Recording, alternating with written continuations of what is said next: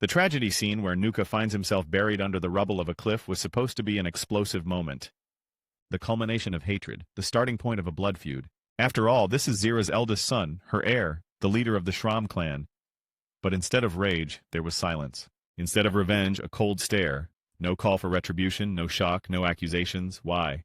The paradox begins here. Zira is a charismatic and ruthless leader who makes no secret of her obsession with revenge against Simba for Scar's death. But when she loses her own son, instead of instant retribution, all she does is lean over Nuki's body and say, "It was Kovu who should have been there." Sounds harsh. And even cruel. But let's not jump to conclusions. Zira is not just a mother. She's an ideologue. And that explains a lot. A detailed dissection of the scene when Nuka dies, all we see are a few moments. He called for his mother, climbed up, took risks, and ended up under the rubble. Zira comes running. She sees him at the last moment, manages to say goodbye, and then something strange happens. The camera finds her face. It's not in tears. There's no panic. There is tension, but not hysteria. Neither visually nor orally is the scene constructed as a tragedy. Rather like an incident that results in Zira switching her focus, and that shifting is key. She doesn't rush to blame Simba, Kiara, doesn't even blame herself. Her reaction is not a cry of grief, but a cry of inadequacy. It's like she's saying, it wasn't supposed to be him, because she had a different plan. And Nuka does not seem to have been a key figure in this regard at all. Against the logic of reaction, in the classic revenge for the son model, we expect two obvious scenarios. Immediate aggression. Moving to an open attack, change of rhetoric. Now you're going to pay for my son, with the pack emotionally pumped up. None of this is happening. Zira's not talking. Not even a hint of a funeral. Just a scene, that's all. It's not forgetfulness on the part of the writers. It's an emphatic director's pause. We're given to understand that Zira is not surprised that Nuka is dead. She has accepted it. Theory. Zira didn't retaliate because Nuka is not Simba's mistake. Let's try to mentally break down the situation from Zira's point of view. What really happened? Nuka climbed the cliff unauthorized, violated attack tactics, set the pack up, and died because of his own miscalculation. If you look at it through Zira's eyes, he's not a hero. He's a plan breaker. She can't blame Simba for her son's failure. It's not in her logic. She's a strategist, not a grief-stricken mother, and strategy requires sacrifice, especially if they're the weakest link. Visual and behavioral markers. After Nuki's death, the face Zira remains cold. Only one brief flash of emotion. No bodily panic, no attempt to get her son out. She doesn't rush out. She doesn't call out to others. That's not indifference. It's discipline. Control.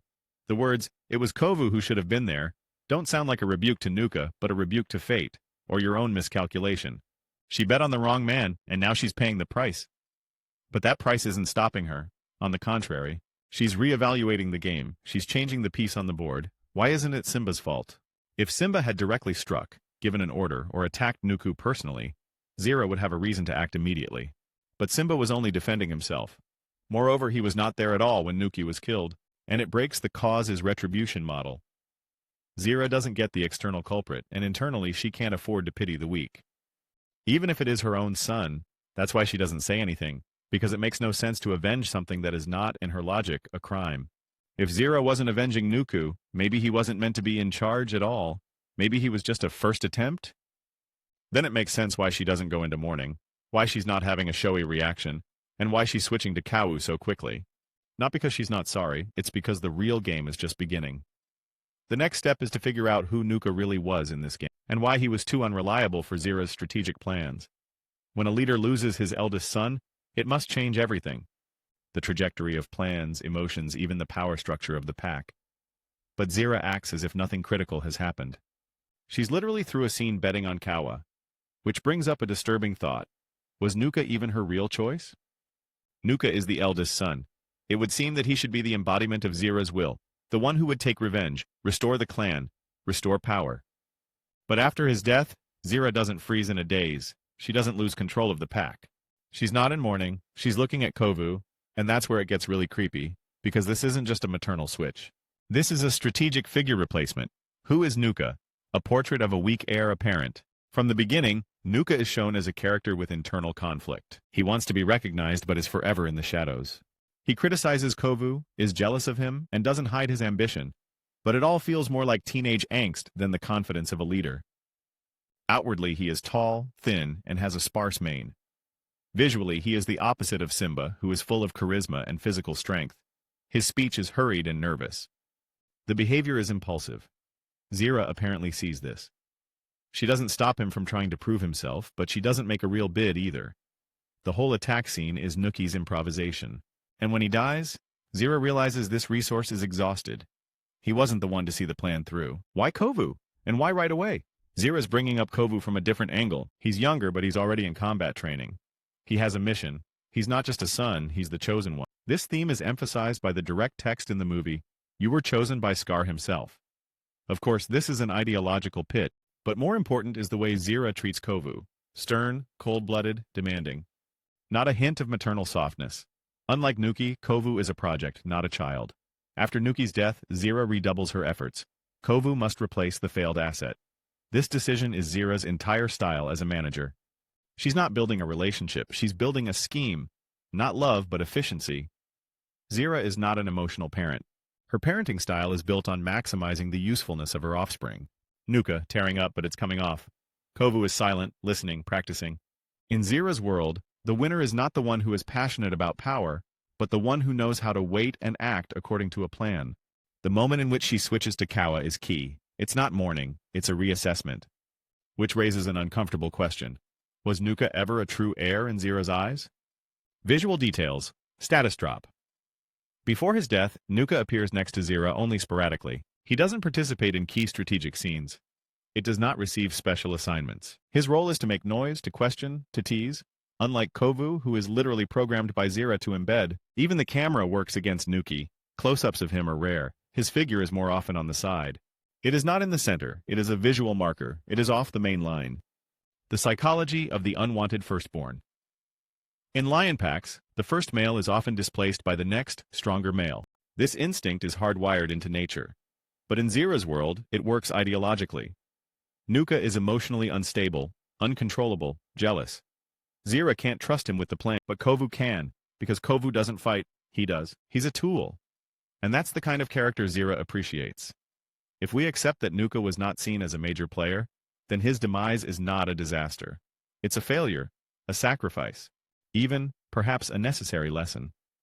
And then Zira's attention to Kovu after the tragedy looks not like an escape from pain, but a transition to the next phase of the plan. The next question is, was revenge even the goal?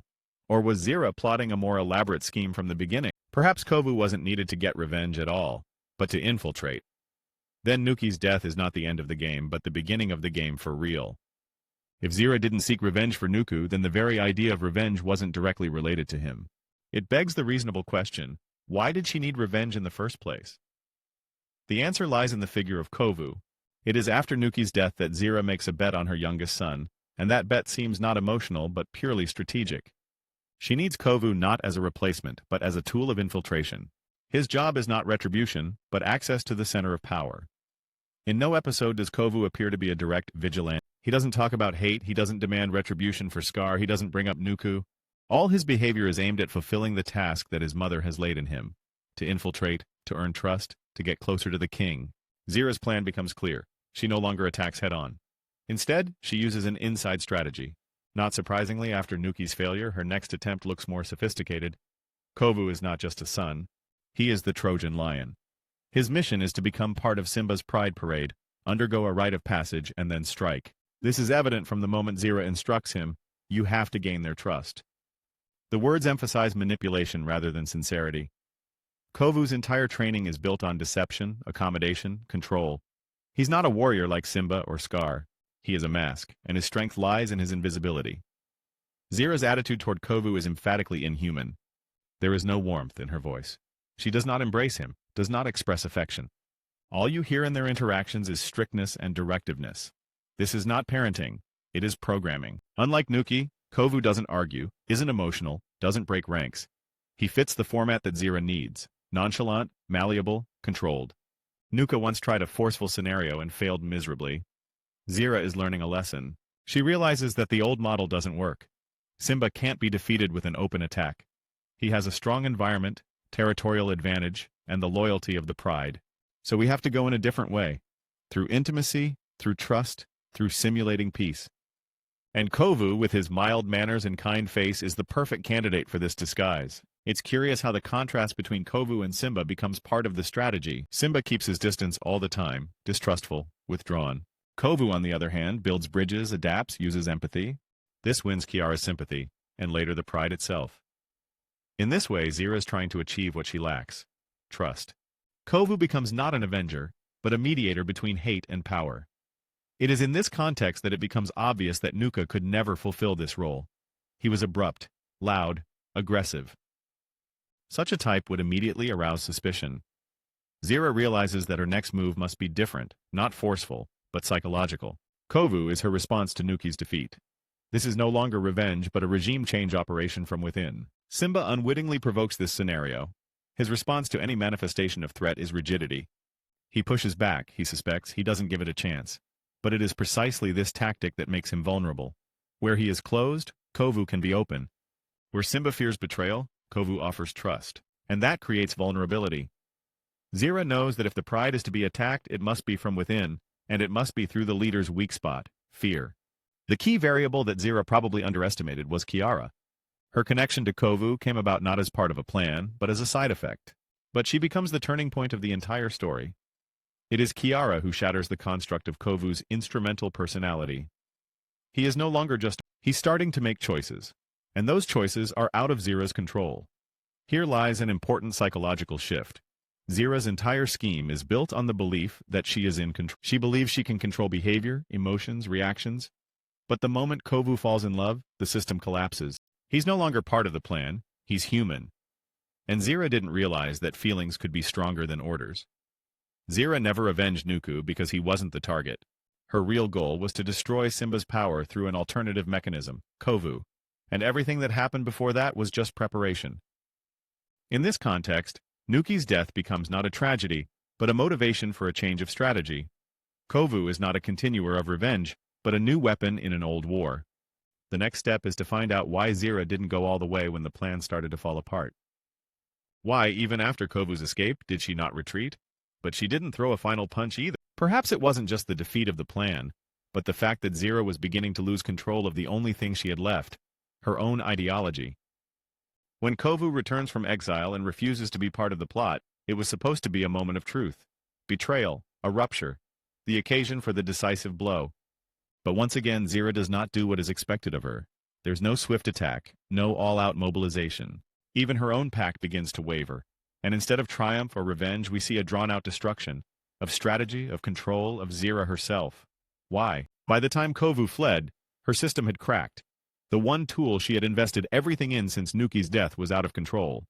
It's a blow not only to the plan, but to her ability to control. And Zira, oddly enough, isn't speeding things up. She's not rushing into battle. She's betting on holding on to what she can still hold on to. Remnants of loyalty, the idea of revenge, control of the pack. Instead of open warfare, it continues sabotage, but on a smaller scale. Her speech becomes more nervous, her movements less calculated. You can see that she is losing her footing. This is especially noticeable in the scenes where the pack begins to hesitate. This is the first time Zira is faced with the fact that even the most loyal are starting to ask questions. And that probably scares her more than Kovu's failure. The reason for this behavior may be that by this point, Zira no longer has the resources. Not just militarily, psychologically. Her power is based on fear and an idea. But fear wanes when the result disappears and an idea loses its power if there are not those who believe in it. Kovu betrayed. Nuka died. The pack is wavering.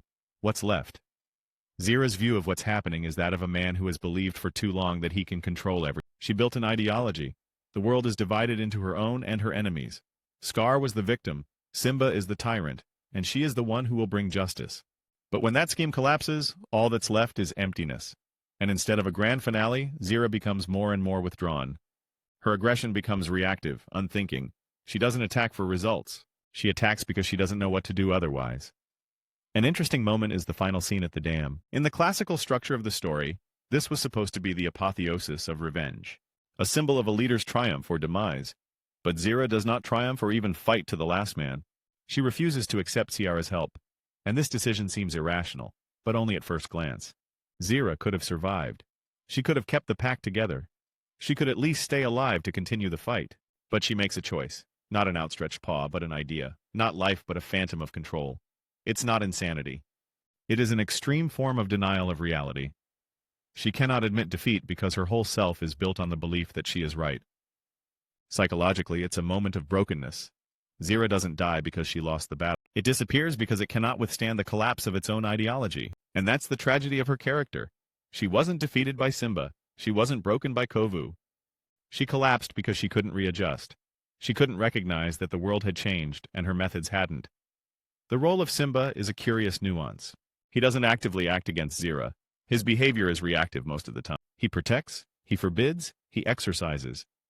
But this is what creates the environment in which Zira's strategy becomes possible.